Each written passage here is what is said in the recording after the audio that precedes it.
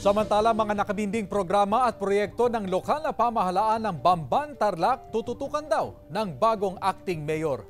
Narito ang report. Sa pag-upo bilang acting mayor ng Bamban, Tarlac ni Councilor Eranio Timbang, itutuloy raw niya ang mga nabinbing programa at proyekto ng munisipyo. 4 times ko na nakausap ang mga department heads namin kung ano po yung mga programang di pa naituloy. Tutuloy po namin at lalo pa po namin dadagdagan. Tanging si Timbang lang ang hindi pumirma sa permit to operate ng sinalakay na Pogo Compound malapit sa munisipyo. Sa inilabas na desisyon ng Ombudsman, na-dismiss sa serbisyo si dating Mayor Alice Guo.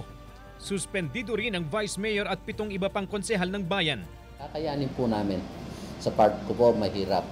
Halos single man army po ako ngayon sa panahon nito, pero umaasa po ako na magtatagumpay po kami dahil malinis naman po ang hangarin ko sa bayan ko. Ang ilang empleyado ng munisipyo ng Bamban hindi maitago ang pagkabahala sa pabago-bagong administrasyon.